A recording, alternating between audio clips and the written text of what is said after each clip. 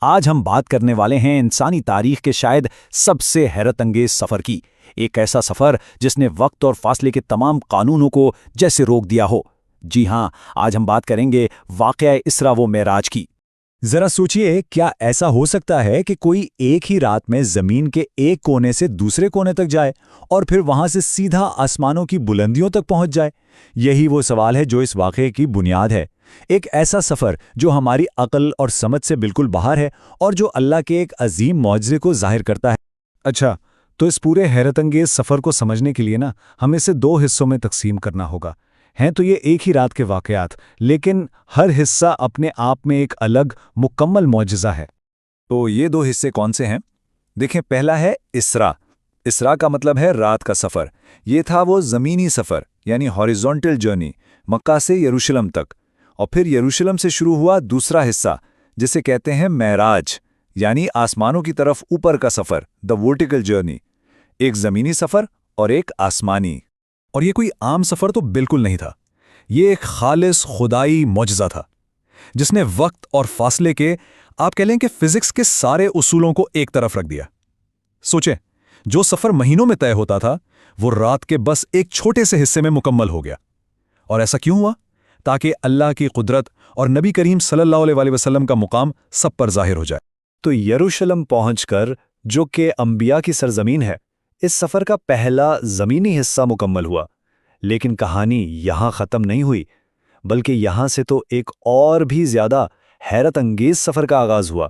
جی، یہاں سے شروع ہوا معراج کا اصل مرحلہ۔ اب حضرت جبرائیل علیہ السلام کی رہنمائی میں نبی کریم صلی اللہ علیہ وسلم نے آسمانوں کی طرف اپنا سفر شروع کیا، اور یہ کوئی فزیکل فلائٹ نہیں تھی، یہ ایک روحانی عروج تھا، کائنات کے ان پردوں سے گزرتے ہوئے جنہیں ہم دیکھ نہیں سکتے، ایک کے بعد ایک ساتوں آسمانوں کا سفر۔ تو جیسے جیسے یہ سفر آگے بڑھا، ہر آسمان پر نبی کریم صلی اللہ علیہ وآلہ وسلم کا استقبال کیا گیا۔ اور استقبال کرنے والے کون تھے؟ وہ عظیم پیغمبر جو آپ صلی اللہ علیہ وآلہ وسلم سے پہلے دنیا میں تشریف لا چکے تھے۔ یہ ملاقاتیں ایک طرح سے اس بات کا ثبوت تھیں کہ نبوت کی یہ کڑی شروع سے آخر تک ایک ہی ہے۔ سفر شروع ہوتا ہے پہلے آسمان سے، اور وہاں استقبال کے لیے کون موجود تھے؟ خود تمام انسانوں کے جد امجد حضرت آدم علیہ السلام۔ ذرا اس منظر کو تصور میں لائیے، پہلے نبی آخری نبی کو خوش آمدید کہہ رہے ہیں، جیسے انسانیت کا روحانی سفر اپنے آغاز سے انجام تک جڑ گیا ہو۔ اس کے بعد سفر آگے بڑھا، دوسرے آسمان پر ملاقات ہوئی حضرت عیسیٰ اور حضرت یحییٰ علیہ السلام سے۔ یہ دونوں پیغمبر آپس میں خالہ زاد بھائی تھے اور ایک ہی زمانے میں مبعوث ہوئے تھے۔ وہ دونوں ایک ساتھ کھڑے ہو کر اس عظیم مسافر کا استقبال کر رہے تھے۔ پھر تیسرے آسمان پر وہاں ملاقات ہوئی حضرت یوسف علیہ السلام سے، وہ پیغمبر جنہیں اللہ نے بے مثال حسن عطا کیا تھا۔ کہا جاتا ہے کہ دنیا کا آدھا حسن انہیں دیا گیا تھا۔ یہ ملاقات جیسے ظاہری اور باطنی دونوں طرح کی خوبصورتی کا ایک سنگم تھا۔ چوتھے آسمان پر استقبال کیا حضرت ادریس علیہ السلام نے۔ حضرت ادریس اپنی حکمت اور علم کے لیے مشہور تھے، اور قرآن میں بھی ان کے بلند مقام کا ذکر ہے۔ انہوں نے نبی کریم صلی اللہ علیہ وسلم کو خوش آمدید کہا، جو ان سے بھی بلند مقام کی طرف جا رہے تھے۔ سفر اور اونچا ہوا، اور پانچویں آسمان پر ملاقات ہوئی حضرت ہارون علیہ السلام سے، جو حضرت موسیٰ علیہ السلام کے بھائی تھے اور اپنی بہترین گفتگو کی صلاحیت کی وجہ سے جانے جاتے تھے۔ ان کی موجودگی جیسے اس بات کی یاد دہانی تھی کہ اللہ کے کام میں ایک دوسرے کا ساتھ دینا کتنا ضروری ہے۔ اب ہم پہنچے چھٹے آسمان پر، اور یہاں ایک بہت ہی اہم ملاقات ہوئی۔ یہ ملاقات تھی حضرت موسیٰ علیہ السلام سے، کلیم اللہ، وہ پیغمبر جنہوں نے اللہ سے براہ راست بات کی۔ ان سے زیادہ اللہ کے احکامات کی باریکیوں کو کون سمجھ سکتا تھا؟ اور ان کا مشورہ آگے جا کر بہت قیمتی ثابت ہونے والا تھا۔ اور پھر ساتواں آسمان، سب سے بلند، وہاں بیت المعمور کے پاس، جو سمجھیں کہ آسمانوں کا کعبہ ہے، وہاں ملاقات ہوئی اپنے جد امجد پیغمبروں کے باپ حضرت ابراہیم علیہ السلام سے۔ تو ان تمام عظیم پیغمبروں سے ملنے کے بعد اب یہ سفر اپنے اصل مقصد، اپنی انتہا پر پہنچ رہا تھا۔ وہ لمحہ آ گیا تھا جس کے لیے سارا اہتمام کیا گیا تھا، یعنی اللہ تعالیٰ سے ملاقات، اور وہ خاص تحفہ جو امت کے لیے ملنے والا تھا۔ ساتوں آسمانوں سے بھی پرے ایک ایسا مقام آیا جہاں کوئی پردہ، کوئی فاصلہ باقی نہ رہا، और नबी करीम सल्लल्लाहु अलैहि वसल्लम को अल्लाह ताला से बराह रास्त बात करने का शरफ हासिल हुआ।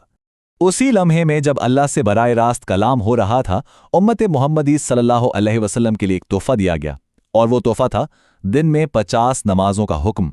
जब आप सल्लल्लाहु अलैहि वसल्लम ये तोहफा लेकर वापस आए तो छठे आसमान पर फिर हज़रत मूसा अलैहिस्सलाम से मुलाकात हुई। उन्होंने अपनी कौम का तजर्बा सामने रखते हुए एक बहुत अहम मशवरा दिया।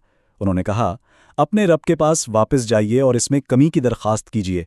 आपकी उम्मत इतनी नमाजें नहीं पढ़ सकेगी। और यहाँ कहानी का सबसे अहम मोड़ आता है। देखें, पहला हुक्म था 50 नमाजों का।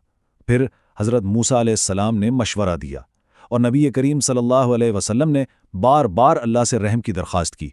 और अल्लाह की रहमत तो देखिए कि ये तादाद कम होती गई, यहाँ तक कि आखिर में तोहफा मिला 5 नमाजों का, लेकिन साथ में ये खुशखबरी भी कि सवाब 50 का ही मिले।